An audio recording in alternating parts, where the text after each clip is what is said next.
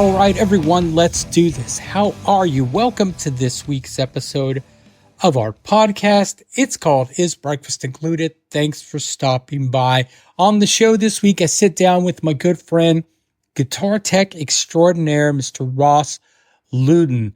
He's also the owner of Ross's Rock Shop. Now, Ross is from Greenock, Scotland, and you can tell because he has that slight Scottish accent. You got to listen for it because I think he's almost lost it. Anyway, we talk about his upbringing, how he got into this industry, what he likes about it, what he likes about touring, his first major touring experience, and how much he got paid. You'll be surprised to hear this. It was a lot of fun. We also find out what he likes for breakfast, strictly on the road. All right, everyone. I hope you enjoy this interview. Let's check it out. Tell everyone who you are. I am Ross Louden. And currently, I'm out looking after Mr. Don Brown in Duran. Yeah. You're filling in for our normal tech, Phil. I'm filling in for one Mr. Phil Kemp. I noticed your glasses are all fogged up. Yes. I was just doing proper roadie laundry in the shower or in the sink. And what do you call it? My bathroom is the rainfall shower head and the normal shower head. Yeah. I turned the wrong one, so I'm standing fully clothed. Just get doused. Absolutely doused on top of us. Christ. Right. Where are you from, man, originally? I am from a little place called Greenock in Scotland. It's just about 30 miles west of Glasgow. Okay.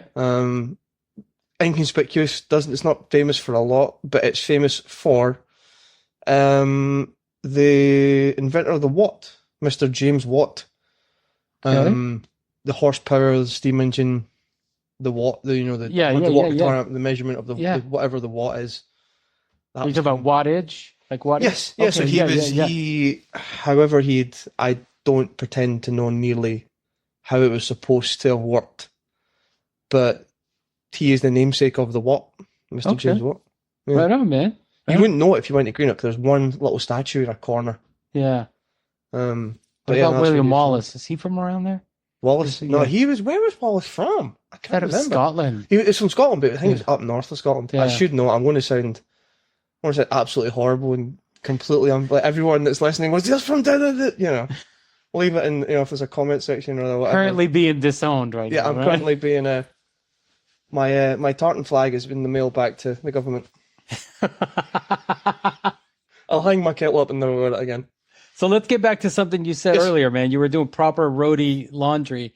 Yes. For those who not in the know, what is that? That is when you have to do your laundry in the sink of a hotel room and hang it up. Yeah. Usually, recently, since the past couple of years, I used to carry everything, including the kitchen sink. I had tons and tons and tons of clothes. Like a t-shirt for like every single day for 2 weeks. Yeah. But recently, the past year or two, I've just been like, you know what? I want to take half a dozen t-shirts, like 3 or 4 or 5 black t-shirts, a couple of day off non-black t-shirts, and then just do washing. And in the UK and Europe, it's not quite as easy as it is in the US. Yeah. In the US, there's washers and dryers in just every hotel. Every hotel, and if not in the hotel across the street, right? Yeah, it's not very, it's really, really easy in the US just to do like proper laundry in the hotels. Yeah. Whereas in the UK and in Europe, it's not quite the same. So you've got to sort of either go and hunt for a laundrette or you've got to do it in the sink. Yeah. So. Isn't that crazy that when we started touring, like you said, you thought you needed everything. Yeah. And then, I don't know, when you started touring, I started touring in 2006. That's how you know how old the bus you're in is. If the electric outlets are at the foot of the bed, it's an old bus. Oh, yeah, because no one wants to charge their phones back No one then. needed a phone charger or, correct. There's no USB connections. Yeah, exactly. Yeah, but you thought you needed everything. I brought, like you said, a shirt for every day of the week. Yeah.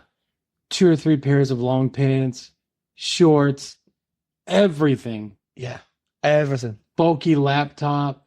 Yeah, every kind of either charger, like a charging cable for every device that I've got, and even though they all have USB, well, they've been USB-A or micro USB Yeah. or Lightning, or even the old Apple, the iPod 30 ones, pin. the 30-pin ones, yeah. But you had one for each device, Yeah. you know, like in case I need to charge everything all at once. Yeah. And now it's like, you know what? No, I've got plenty of them, but you take, like, again, a few t-shirts, a couple of pairs of shorts. Yeah, pair of jeans. because I mean, especially in America, like you said, you can do laundry in the US, it's really every easy. day if you wanted to. Yeah. So you just over the years of traveling. But here, I've kind of mastered the art of doing it in the UK. But when you get into these areas where we are, it's just more trouble than it's worth. Yeah, I'll just wear the same clothes for a week. Yeah, the thing is you kind of. I think you yourself, or the person thinks that everyone's going to notice I'm wearing the same T-shirt for 2 or 3 days. You know, but if you look at my suitcase, I've got 6 of the same H&M black T-shirts, so you can't tell. Yeah, no one can tell. So if same. you're wearing the same T-shirt for a few days, as long as you're not, I think when people start walking past you and making faces, you go, maybe it's time to change. Yeah, you start noticing yourself, you go, oh no, that's maybe it's. Well, the other day when we were in Italy, we all had a laundry day. And when I found out we had a laundry day, I finally changed my clothes and wore clean clothes that night. We shouldn't admit to it, but we do it. And everyone does it. You know, the sniff test is does it look dirty? No, it's fine. So I'm thinking, like, I'm out here working. I'm not out here. No, it's not a fashion show. And then I have a set of clothes to wear during the day. Yeah. If we have a day off. Yeah, I've got a set of day off stuff / travel. You know, like when you're traveling, you want to wear something comfortable. You don't want to be wearing. I mean, I don't want to be wearing like heavy jeans and stuff like that when you're in airports are notoriously either freezing cold or 9.5 times out of 10 they're crazy warm. Yeah. So, I think that flight we took from Heathrow. I don't know. You didn't fly to Heathrow. No. I flew straight into. Oh man, that flight was so cold. Oh really? Thing is, I find it gets cold for like 10, 15. Like it's super hot when you get on the plane. As soon as you shut the door, they turn the AC on, it goes Arctic cold. Yeah.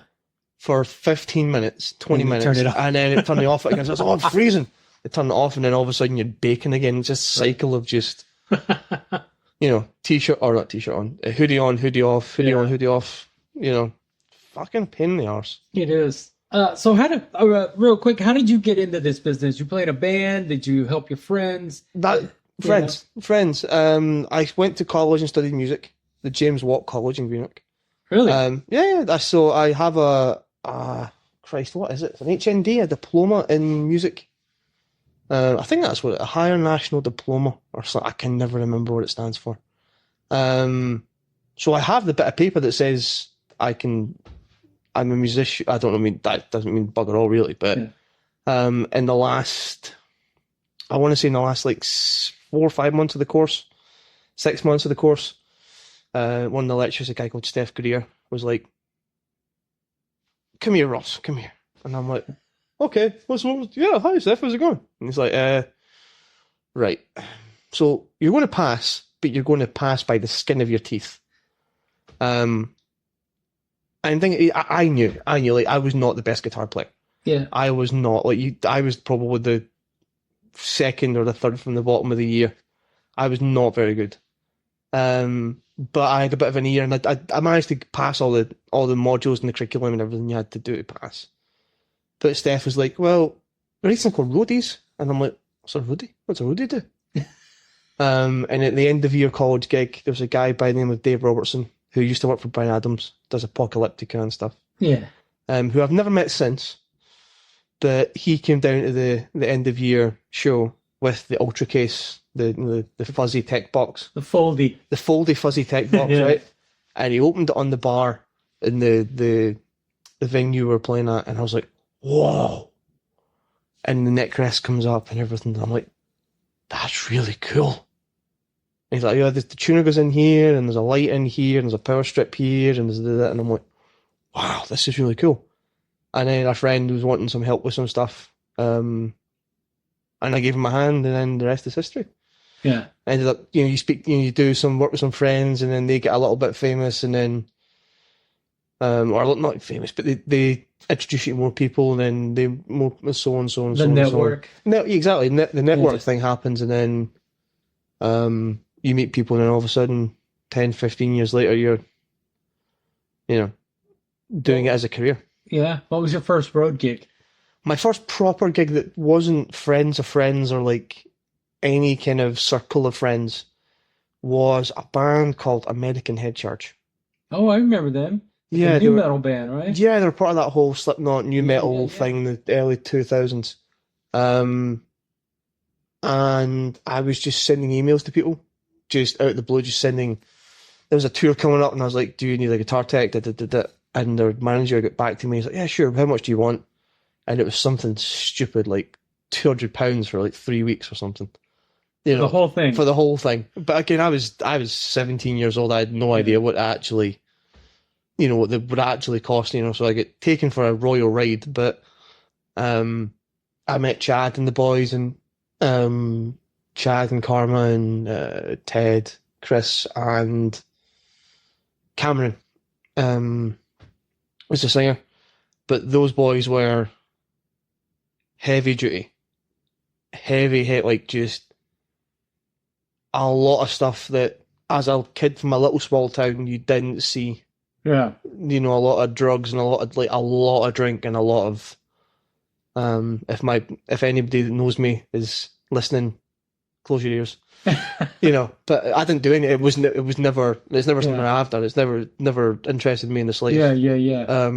But I came downstairs to someone still lying with a needle in their arm, kind of level, and that was my first tour. That was my first introduction to being on the tour bus and getting up in the morning and all this kind of stuff. And it was just, I was like, right, okay, this is what it's like. Fortunately, I was wrong. Fortunately, that's not what it's like at all. But Yeah. to those boys, it still was, and I still Karma, and I've not spoke to a lot of them, and I think a couple of them aren't with us anymore. But I still love those boys. I'd still give those boys the time of day any day, because they were the first people I ever toured with, and Yeah. Did you so towards the end of that, you said it was about 2 weeks, you said? I think it was about it was 13 shows. Yeah, 13 shows solid, back to back. So yes, it's just shy of 2 weeks. Did you by the end of that, did you go, well, I think I need to work on this rate thing? I didn't, because I had no idea. I had no idea it was a. Like, I knew obviously you get paid, but I was a 17-year-old kid. Yeah. And I'd just left. I think I'd. No, I wasn't. I was a little bit older, so that's a lie. I was 19. Okay. I was 19. I think I just left college. It was a break in college or something like that. I can't exactly remember. It was. I won it. 2013. So it was well after college. Actually, it was well after college. I'd went to college, studied music, helped some friends' bands and stuff. Then got a job at the college fixing all the guitars and stuff and all the amps, and because by that point I'd realised it's always something I'd always tinkered, because I'm left-handed, so I could never buy the guitars I wanted. So I had to buy a guitar that was close to what I wanted, and put new pickups in it, and just flip everything around, and just learn how things worked and stuff. So I'd done that. Went back to college, worked with some friends' bands, and then so 2013, I was 2012. At the end of 2012 or the start, it was either like November of 2012 or the January, February of 2013. Yeah, was the first one. When did I was in a band in Dallas, and we played with those guys. It was probably before that, because they disappeared for a long time. Yeah, they did. So I remember one of them had a strap, the bullets. That would have been probably. I think he was one of the guitar players. It probably been Karma. Yeah, if it was anyone, because they were nice guys. They were really nice guys. Yeah, Chad was kind of like the leader. He died a few years ago. Okay. But Chad was kind of like the boss. Okay. He was and he was the first day the manager gets blackout drunk on his own. And like the first day, like I'd never met any of them in my life. And they're all, the singer met the bass player in rehab. That tells you all you need to know. Yeah. You know. What was it about that you didn't get caught up in it? How do you? It's just something it never interested me at all. Yeah. You know, I was always kind of like, I didn't start, I mean, I was a Scottish teenager, so we drank like fish behind bushes and stuff, but I was always kind of like, I just want to keep my wits about me. You know, I'll happily have a couple of beers, but I don't want to get, and at that point, I still can, but I mean, at that point, I could still really put it away and be fine. So, and as far as the drugs and everything, you weren't. Yeah, that just didn't. I'd heard too many stories, and when you walk down, you see someone with it still sticking you, and this is probably not a good idea. It's just it was never in my wheelhouse. I'm fortunate that my parents were like, not as far as drugs went, but they were very much kind of like, if you want to do something, like not when we were kids, but if you want to have a couple of beers, do it at home. Yeah. That way, if anything goes wrong, if you need to, you're at home. Yeah. Like have a glass of wine with dinner, or have a beer at New Year. It was usually a Bacardi Breezer or a beer at New Year. Or at Christmas. So there was never any kind of. I think what happens to a lot of people, it's like, I'm not supposed to do this, so I can do it. So I'm like, I want to go. Whereas my parents were, very much kind of like, if you want to do it at home, so you're safe, and if anything's going to happen. Yeah, I get it, man. So there was no kind of like, oh, let's go and let's see what it's like, because I was like, I've seen what they do, and I've seen what it's like for them, and that doesn't look good. Yeah, and I don't fancy that. So it's scary, man. The first time you see that type of use, that type of abuse of anything. Yeah, because you've only seen it in movies and so forth. Exactly. And you've heard of the stories. Yeah, I remember the first person I ever saw shoot heroin. Yeah, and I don't drink. I don't do anything. My vice is sugar. Yeah. Which will kill you just as quick. Yeah. But it's allowed. But I remember going to a party. I was very young, in my early 20s, and seeing them, and thinking the most I'd ever seen of heroin use was on an episode of Starsky and Hutch when I was a kid. Right. And they said they turned one of them into a junkie, and I didn't know what a junkie was. Yeah. And so honestly, like I'd seen people smoke weed. I'm like you. I came from a small town. Yeah. I'd seen people drink and party, and I'd seen people smoke pot. But I'd never seen anyone snort coke or shoot heroin, and it was scary to me, man. Yeah, I mean, Greenock was a kind of. It was a rough part of town, shall we say? Not the right side of the tracks. No, the right side of the tracks. I think at some point someone said, and this isn't the woe is me story, it's just Greenock is one of the most impoverished towns in Scotland. Yeah. I think that's impoverished. I think that's what it's called. Honestly, forgive me if I'm. Basically, there's not a lot of money. And so it was always, even as a kid, there was always. I never seen it. It was never I'd never hung about with anyone that done it, but it was always your friend's cousin or your friend's older brother's friend was doing something, or there was always. It was always in schools, you don't do this, you don't do that, you don't share needles, don't do this, and all this kind of stuff. So it was always kind of like, it was always there. It was always present. It's always present, but that tour was the first tour where I'd seen it, and I was like, oh shit. Yeah. Like, at Israel, it was in front of me, and I was like, oh Christ, no, I don't like this at all. This is, scary, man. It's terrifying. We could talk about it right now and laugh about it, but I mean, at the time, I remember what happened. I was watching RoboCop, one of my favorite movies of all time. I shit you not. I was in the downstairs lounge of the bus. The guy gets shot in the dick. Oh, this is a canyon fly, baby. It's my bit. As a kid, I had the RoboCop walk where his body moves and his head stays and his head moves. I had the walk down. I was my favourite movie. Apparently, when I was a kid, I wanted to be RoboCop, and I had a fit. I was just a kid. I was maybe like 10 years old. I had like an absolute like temper tantrum because I couldn't get the gun to go in my leg. I did because I didn't understand this. He's a robot. I had no idea. It was just RoboCop. You know, I had an absolute. My mum had an absolute meltdown because I couldn't get the gun to go in my leg like that. And I used to walk on the kitchen tiles because it sounded more. See that kind of thump, thump sound that his feet make when he walks. Sounded more like that when my feet hit the kitchen tiles. But I was watching RoboCop on my laptop in the downstairs lounge at the bus. And people came back, and I was like, well, I'll leave you to it because they were all been out for a couple of beers and stuff. And I was like, you know what? I want my bed anyway. Yeah. You know, so I'm upstairs.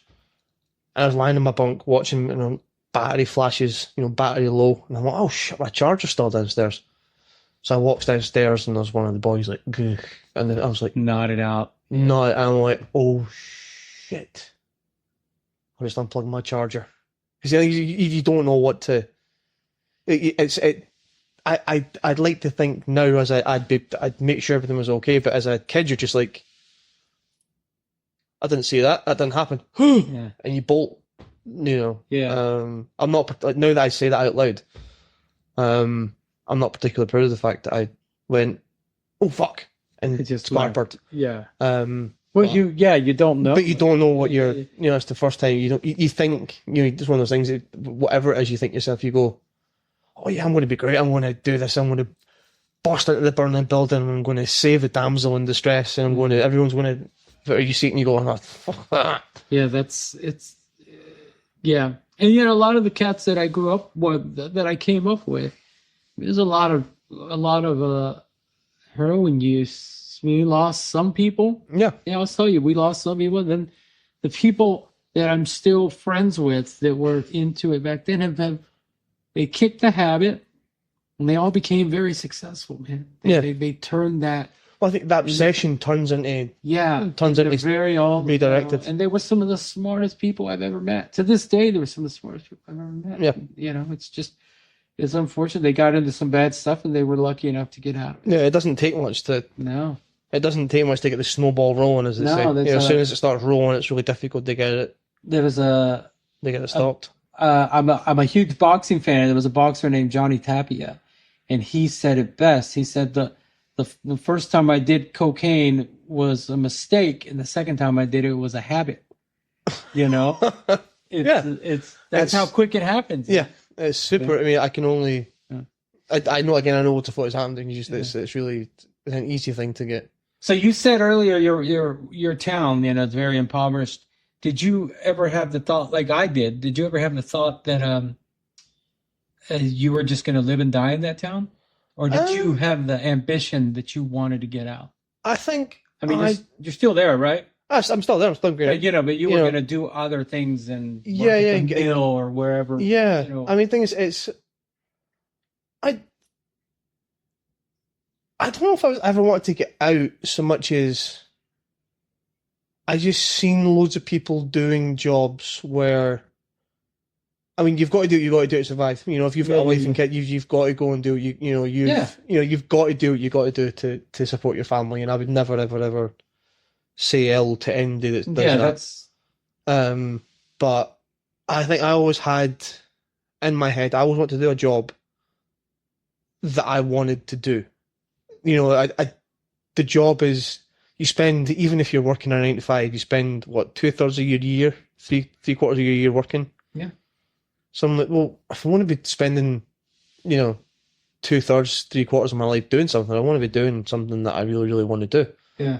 And I think even as a kid, I don't know how I came up with that, but that's kind of what I wanted. And it just so happens that I fell into doing tech and being a guitar tech, and you know, and it's a job that I was always the kid that took things apart.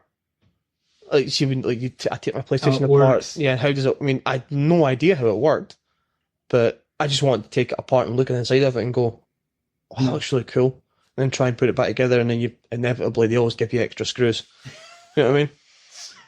There's always a couple in there you just don't need. Yeah. But you put them aside. Yeah, just in case. Just in case. They don't come back around. Yeah, there was some other point I need those screws. Once you started touring, did you take to it? Where you're like, yeah, this is what I. Yeah, I think I fell right into it. It was kind of like this is what I'm good at. You know, like the guitar side of things, I wasn't good at. I'm not good at. You know, so I could beat my head against the wall trying to be the guitar player, or I could be the tech. And there are guitar players out there that are just as good techs as the other guitar players. We know those guys that are, they do both.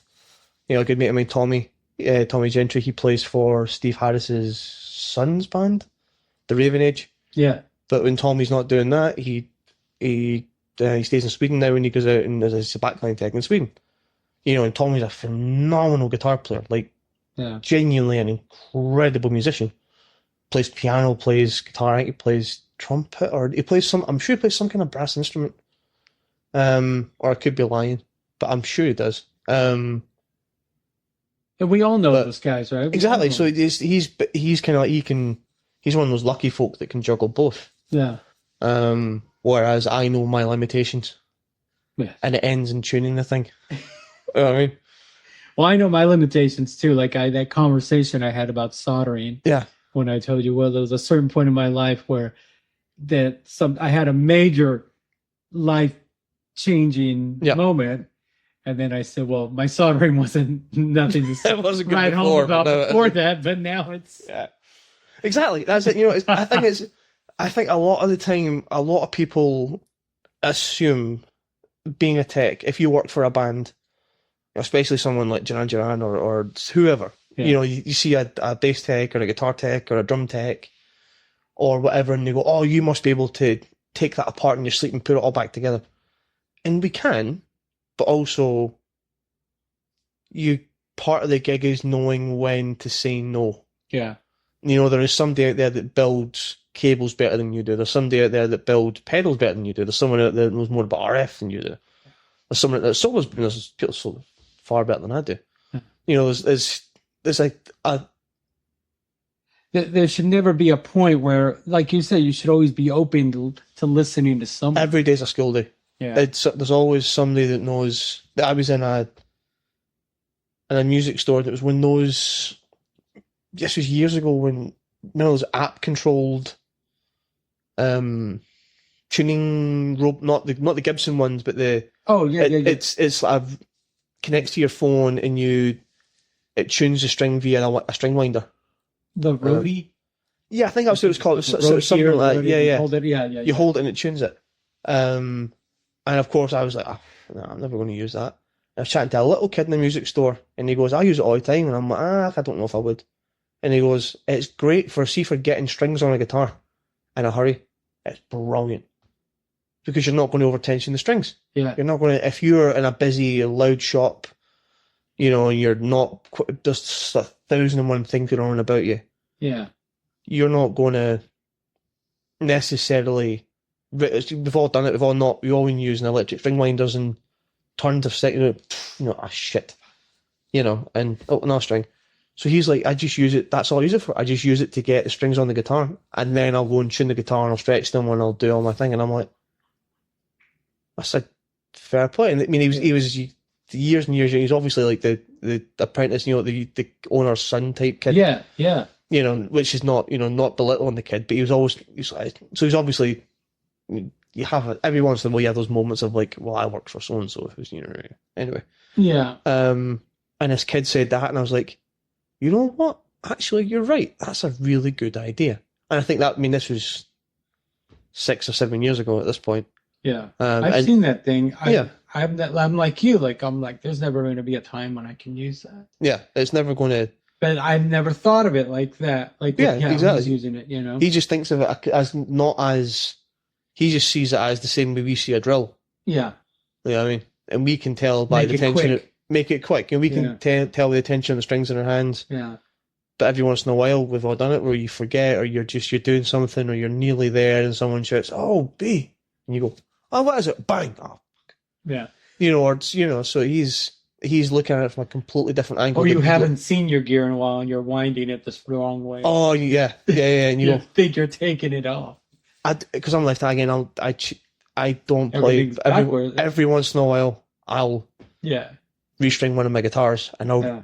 9.5 times out of 10 I'll do it upside down. I'll restring it back to front.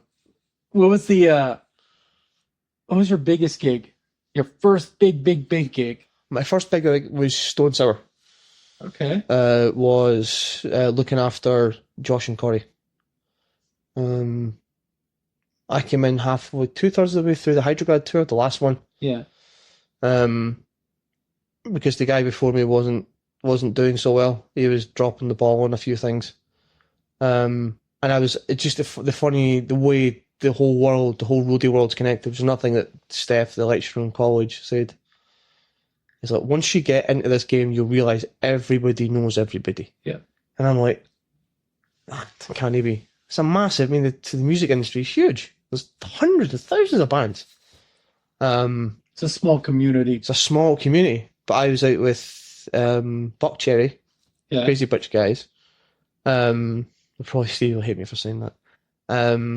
But I was out with Buck Cherry, and a friend messaged me and said, "Oh, are you free on these dates? Stone Sour looking for a guitar tech." And I was like, "Yeah, I am. Yeah, okay, cool. I can do that." Terrified, but yeah, well, I think I can. Is that right? Okay, I'll pass your name along to their tour manager. And then 15 minutes later, I get a phone call. He's like, "This is Steve Shaw, the infamous Mr. Steve Shaw." He's like, "I'm told you're out on tour just now." And I'm like, "Yeah, I'm out on tour just now." He's like, "Who's it you're out with?" And I'm like, "Oh, I'm out with Buck Cherry." And he goes, "Buck Cherry?" I'm like, "Yeah, yeah." He's like, "Oh, I was their tour manager for like 20 years. Wow. I was like, "Okay." He's like, "I'll send you some flight details over. Choose your flight. We'll get you down here." And then I loaded the crew on that. But I think that was when that was like 2017, 2018. I think that's when everything kind of really started to, when it became a real job. You know, a real kind of like, oh, this is actually what I'm going to be doing now. This is kind of, you know. It's kind of cool though, right? When someone wants you. And I man, if anybody knows that feeling of being terrified when you get offered something and you take it, and you're like, should I have done that? Yeah. Well, I'm the same for nearly every gig that I do. Everyone. It doesn't matter how long you've been doing this. You go to a new gig, you're like, I shouldn't be here. Yeah. You know, it's everybody does things slightly differently everywhere.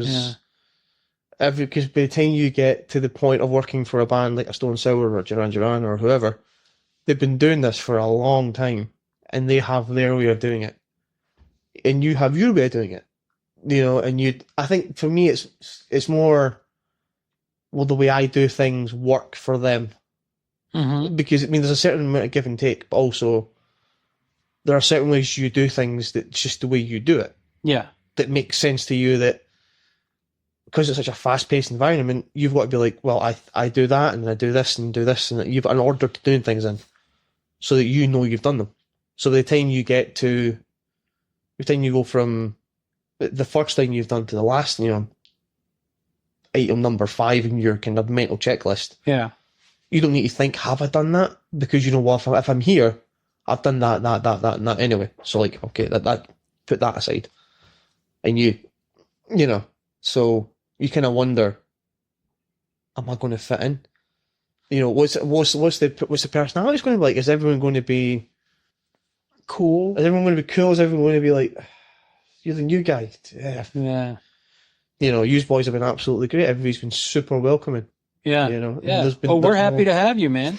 It's great. I mean, I'm glad. I'm super thankful for Phil for recommending me and for putting me in this position. Yeah. It's been great. You fit in really well with us. Because you're good crack. I think we're easy to fit in with. It's just there's no egos. There's no, you know, everyone does their job. Everyone's. Yeah. You ever went into a gig where there's a lot of egos? Yeah. Yeah. There's been a couple where it's just, don't you know who I think I am? And I'm like, I don't care. Yeah. Like, I don't. At the end of the day, man, you know, like, be nice. Yeah.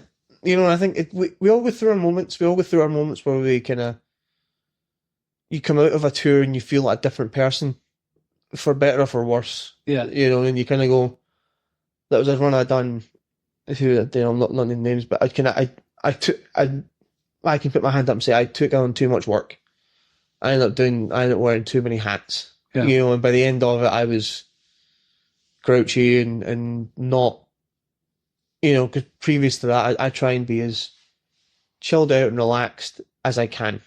You know, and I appreciate that you've got just as much stress as I've got. I mean, this is not a stressful job. It's a difficult job and it's fast paced. It's high pressure. High pressure. That's it. It's I mean, stressful. A friend of mine said when we were kids, like the same guy I started touring with, Mr. Connor Williamson. When we were kids, and Connor was like, because I love the man to bits, but he's a fucking airhead. I love the boy, and I'd tell it to his face. Yeah. I'd tell it to his face. I love the man. I genuinely love him, but he has his moments of just you know, twiddling his thumbs and things go missing. Anyway, well, not missing, but things just, you know. But when he started doing it, Connor's like, "Oh, how's it going? Ross? Everything going all right?" And I'm stressed out my box. And he's like, "Oh, you stressed? This isn't a stressful job. Open heart surgery, that's a stressful job. Brain surgery on a 2-year-old, that's a stressful job." Yeah. And I'm like, "Connor, you're full of shit. Go away. I'm going grey." And then years later, I was doing something, and I had to get a flight case out of somebody else's way. It was the drum tech, and Paul goes, "You know what, Ross? Don't worry, man. Like, I know you're trying. We're not saving lives here." Yeah. And that was the moment where the two kind of, what Paul had said and what Connor had said 10 years ago. Yeah. It's like, you know what? Actually, you're right. You know, I'm not. You know, I'm not responsible for making sure that roof is safe. I'm not responsible for making sure the electricity is grounding where it's supposed to go. I'm responsible for tuning guitars and handing them to an artist. Yeah. And I take the absolute utmost pride in I like to think that I'm. Oh, you do, man. I've watched you from the other side of the stage. I've watched you work. And you do. You take a lot of pride in your work. You're very professional. You're very good with locals. You know, because it's we're all we're all in a fast paced environment, and yeah, you know, I try and think of it as everyone's in the same boat as I'm in. Yeah, you know, like if there's something in your way, you could, if you try to push something across the stage and there's mic stands in the way, you could grumble at the audio boys and go, "Why we left them mic stands here?" Or you could be like, take a look around you, the stage is in chaos. You know, there's set carts and there's risers going away, and there's they don't speak English and you don't speak their language, and they're trying to pull cables out the way and all this kind of stuff. So things get left someplace sometimes. You could be like, you know what, I could get annoyed, or I could just go, "Oh, where do these go? Oh, they go in that trunk over there." Yeah. I'll take an extra 2 minutes and just put them in that trunk, get them out my way, give them a hand, and everything just rolls that little bit easier. Yeah. You know, and I think that's the way I try, and it doesn't always come off that way. Sometimes you have your moments and you go, yeah, everyone has a moment. But everyone, if it happens once every 6 months, if you have a little moment once every 6 months, you're like, well, if you have a bad day. Yeah. If it's once every 6 hours, once every 6 days. It can't be every gig. No, exactly. If it's every gig, I think you have to ask yourself, like, am I doing what I want to do? Do I? And you may belong in live music, but maybe being a tech or being this, maybe that's not for you, and you have to, you know, maybe look for something else in that in the industry. Some people just the pressure of everything moving quickly doesn't agree with them. I've seen it. I've seen people just not. I've seen some of the best, not just techs, best engineers, audio engineers. I've seen them crack under the pressure of it. And they're brilliant at their job. Yeah. But like you said, the pressure, the fast pace of it, they're not, you know. Yeah. I mean, the show's only, 2 hours at the day? 2 hours. The most stressful part of my time is that intro music and the first note of that first song. That's That's it. My blood pressure goes up. Mine Goes up. And if you could monitor me, you'd see like, oh shit, he's gonna have a heart attack. Yeah. And then he hits that first note, and I'm like, it's working. Yeah. It's working. Now, anything that happens in that show, I may only have a couple of seconds to figure it out, but it's working now. Yeah. And exactly.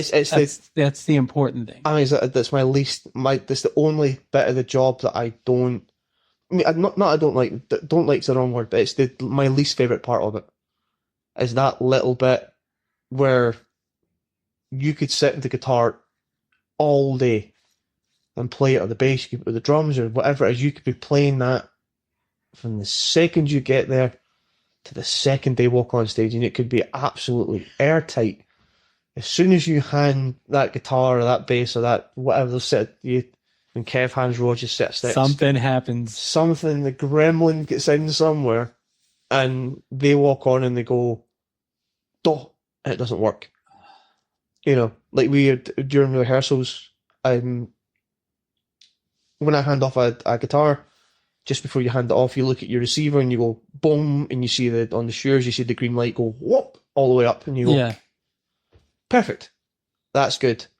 So the only variable at that point is the cable coming out that receiver and into the switcher.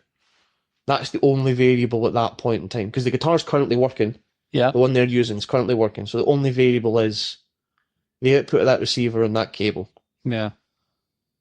And during rehearsals, I done a quick change because John's calling audibles. I'm like, this one, we're going to just skip over that and go there. I checked the guitar and I handed it to Dom, and Dom's like, "Oh, guitar doesn't work." And I'm like, "Oh shit!"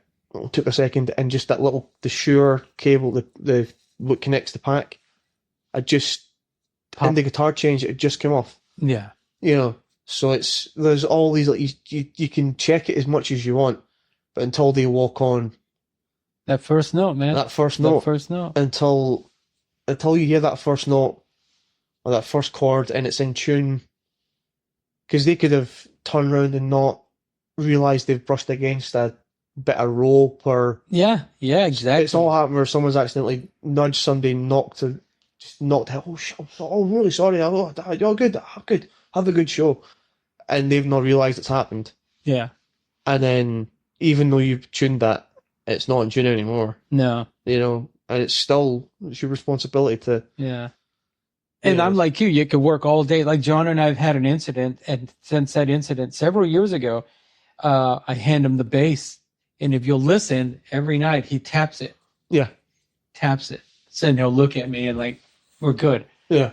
Because of one incident. Because we both know, like, it's got that first note, you know? Yeah. Well, I'd ask you if you still enjoy this, but you're pretty still young into your career. Yeah, I've only been doing this realistic for what? It's to perfectly paying the bills for about 10 years. Hey, that's what we do, right? Yeah. I love it. You have days off. We're in Monte Carlo. We're in France. France. We're right on the border. Looking at these huge yachts. Look at these yachts that no one. You could probably buy half a Greenock for. Like, I went for dinner that way, and it's just. There's like little kind of like sailing boats and big, like the big yacht, like obviously a couple of million quid's worth. There's an arena over there that's just full of those ones, the big massive ones, and I'm like, and Aston Martins and Bentleys and Porsches and Alfa Romeos and stuff, and I'm like, I saw them all in my walk. You know what I've seen all day today, and we're off subject right now, but it's cool. I've seen this helicopter come. Oh, it keeps going back and forth. Drop people off, go back, and that's what he's doing. He's just bringing people. That's a lot of money, right? That's a lot of money. But like you said, we have days off in cities like this, and I've said it before. I'll say it again. Never thought I'd be here. No, I never ever. As a little kid, I never thought. I still enjoy doing it, man. I'm 53, and I think I'll do it for quite a few more years. And I still love my job. I love the guy I work for. I love all the people I work for. I've been fortunate to work for some great artists and some amazing human beings. And YouTube's not a bad thing. Meet people like you. And unfortunately, I've been working with Kev for 14 years. And hey, brother. Joined at the hip. Okay, because everybody's just really. It's goddamn triggers, though, man. goddamn triggers. Who's going to check these triggers? Yeah. It works. It works. Right, okay, fine. You know, it's just one of those things where I love it. I get, you know, I get, when I first started doing this, I was working for like the who's who of my iPod when I was. When you work for that poster on the wall is what I say. When you work for them, like when the Corey Taylor, the Slipknot, not Slipknot, Stone Sour gig. That was the one I was like, because I had a poster of Slipknot on my wall as a kid. Yeah. And I was just like, all of a sudden I'm responsible for handing that man a guitar. Yeah. And it's unreal, right? I mean, yeah, it's a total. You're kind of you know, when I went to work for Tom Hamilton with Aerosmith. Yeah. And you know, they called me up to his dressing room. He wanted to go over some things with the bass, and he's got his warm-up bass, and then he's playing Sweet Emotion. Yeah. The guy that wrote Sweet Emotion is just sitting there playing it, showing me the parts that I need to turn a chorus on here and do this, and you can't help but smile. Like you can't. It's the thing. It's incredible. It's you know. And then I leave the room, and I'm like, this is my life, man. If you'd have told, you know, 13-year-old Bernie that was going to be, yeah, I told you. You know, fast forward 20, 30 years. Maybe at 13 I would have said, I know it's going to happen. Oh, as a kid, you're like, yeah, of course, I can do that. Yeah. But you tell 20-year-old Bernie, I'm like, no way. Yeah, as soon as the realization becomes, you know, as soon as the blissful optimism of the teenage years disappears to as soon as I had to buy my own toilet paper. Then I'm like, this is my life now. When you start walking through the supermarket and you go, how much for a pot noodle? It's daylight, Robert. I'm not paying that. No. You know, as soon as you get to a point where you're like, you know, I used to steal it from work. Oh really? Oh, the toilet paper, toilet tissue. No way I'm gonna pay for that. Fair play. You know, what does it say? Your boss makes $1 and you make a dime. So I went to a shitting company time. So fucking do it. You know what I mean? But I feel told. You know, if I think the year I done Download, the first year I done Download was American Head Charge. Yeah. And I want to say Aerosmith with the headliners. Yeah. And we're backstage. Ted, the guitar player, one of the guitar players, is neighbours, or used to be neighbours. This is going back 10 years. With Jake Ely. I think they both stayed in Vegas. Yeah. And I loved Ozzy as a kid.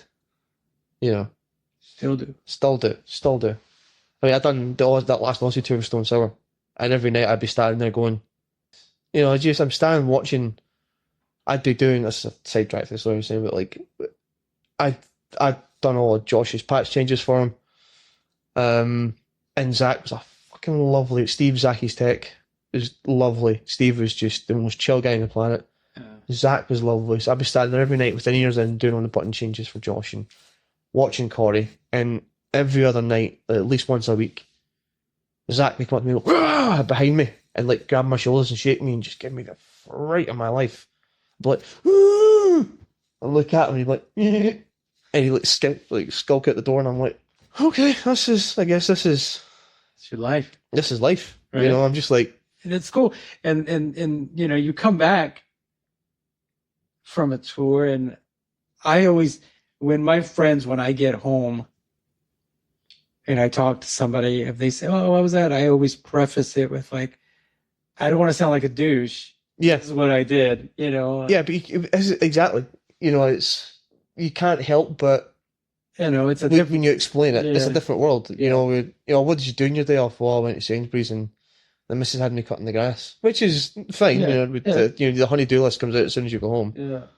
You know, but what did you do? What were you doing today? I was sitting in Monte Carlo on a beach. Yeah. You know, and they're like, it must be good to have your job. And you know what? These things are few and far between. Yeah, this you don't understand. Yeah, exactly. I mean, we've got a few days coming up where it's just going to be absolute hell. Yeah. You know, the next 3 shows? Yeah, the next 3 shows are going to be like 72 hours of hell. Yeah. That's why I've been sleeping this whole tour. I prepare for those 3 shows. You know, that's the thing, is that it's, you know, a lot of people don't get the fact that, see, when John walks out, or when Dom or whoever insert the artist, whether you're working for Duran Duran, you're working for your friend's band playing the dog and duck. You know, it's when you hand them that instrument, you want to know that you've done everything in your power to make sure that that works. Yeah.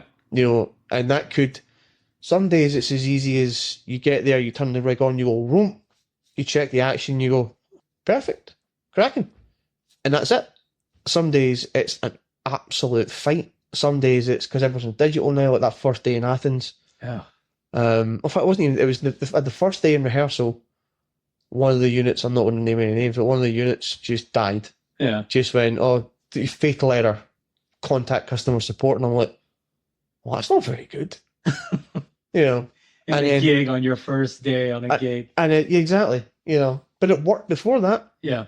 Because me and Phil had put them in the rigs and they were great. And they'd done all the prep when Dom came down and we checked everything and we swapped everything and made sure everything was homogenous between the whole thing. And then we got to Athens and there was a bit of a mix up with some patches, and so I had to like take things off on one thing to put, and then one of the units again just died. So you had to put it back to factory settings, put the BIOS back on it, then load the whatever stock patches are supposed to be in it so it knows what it's supposed to see, and then update it. You know, there's some days like that, and then of course Athens was 113 degrees in old money. You know, 44 degrees or something. Yeah.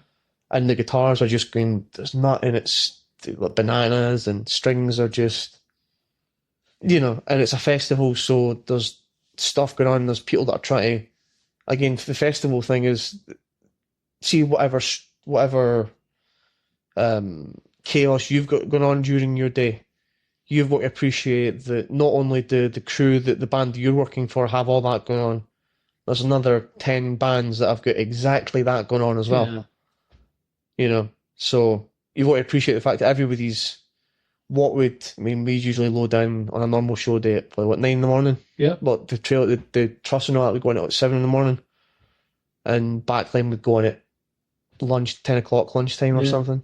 Sometimes later than that. Sometimes later than that, exactly. You know, so, but you've got to appreciate that the other bands that have usually got that sort of time as well, because when you get to the kind of couple of headliners, you know, the last like 2 or 3 bands, that's what their usual day looks like, is, you know, at 10 o'clock in the morning start. When they can't get in there till 11 in the afternoon, they're an hour behind what they've got to do, and they've still got to do everything that they've got to do during the day. And you've still got to do everything you've got to do, and then every other band's got to do whatever they've got to do. We have one coming up, Latitude, where it's going to be a true throw and go. Yeah, exactly. I forgot all about Latitude. Exactly. So you've got to try and take people and things with a pinch of salt and a bit of kind of like, they're just as everyone's just running on fumes, and again by the time we get there we'll be in. That's when the positive attitude comes into play. Like, that's exactly. You need this room for your gig. That's fine. I've had it like we'll all work together. Exactly. Things go wrong sometimes. Exactly. It's rock and roll. It's live. It's coming out of them speakers. Like Simon last night. You know, when John's Pack died, Simon's just like, well, it's live, isn't it? Yeah, so we're gonna have to start over. We have to start over again. Things go wrong sometimes. It's live. Deal with it. You know, and working for people that's their attitude. Yeah, is half the battle. Yeah, you know, that's half the battle, is knowing that the people you're working for know what they're doing. You know, they know that you've done everything all day to make that show happen, and if something happens, it just happens. Like, you're gonna. But that's the rapport you built up with your. And working with somebody who's been around doing that, they know. Okay, I'm going to entertain the crowd while this is taken care of, and they know they're not going to throw a fit. Yeah, exactly. You know, it's they have trust in you to do your thing, and they know that if it goes wrong, it's just because it was that valve. Yeah. That valve was on its last legs, and it went bang, and the amplifier went down. Yeah, it just happened to happen. Right at the encore. Right, exactly, right there. You know, but these things never. What does they say? It never happens in soundcheck. No, problems never pop up in soundcheck. Yeah, nothing ever breaks. Nothing in a major city where you can get the part. Exactly, it always happens when you're in the middle of nowhere. Yeah, and it always happens when just that 5 minutes after the shop's shut. Yeah, you know, if the shop shuts at 5 p.m. at 5:07, that part's going to break, and you're like, oh. Yeah. Always. Yeah, but that's, again, the part of it is you've got to say to yourself, what is it that, what do I absolutely have to have? Yeah. And you have to carry it with you. Every time. Oh, brother, it was good talking to you, man. I know I've been... pleasure. Yeah. We've been finally trying to do found the this. time to do it. Finally found it, mate. It's been an absolute, it's been great. Yeah. As it says on this shirt, the Hard Podcast is called Is Breakfast Included? And we've had many breakfasts, but if we were having breakfast right now, what would you have? Oh, my usual breakfast is, or it changes, but on tour it usually is yogurt with honey and some fruit. I try and be healthy on, because the thing is, at home I'm never going to do it. I'm never going to take the time to cut the fruit up and do that kind of thing. So, yogurt with honey and some fruit. Some natural yogurt with honey and some just like fruit salad and watermelon and oranges and bananas and stuff. All right, man. Well, I appreciate you talking to me, man. Thank you, man. Thank you for having me. It's been great. I've had a great time. It's been it's gonna be better. Talking the shit for tomorrow. Oh, I need to wear shirts tomorrow. I don't need to wear show blacks. All right, man. Cool. Right on. Ross Louden, or Louden. Swimmy, swummy, slappy. Samsonite. Inside joke there, guys. Anyway, if you want to follow Ross, you can reach him at Ross Rock Shop on Instagram. Check out what he's got going on. Man, it's been a pleasure having him out here on the road. He's an amazing tech and is coming clutch. While our dear Phil Kemp has been doing another gig. But it gave me a chance to get to know him, sit down and talk with him. Make sure you check out our website, isbreakfast.com. You can link to our YouTube, our Instagram, our Facebook. Go rate and review the show. Let us know what you think. Visit our store, pick up a shirt, and we appreciate all your support.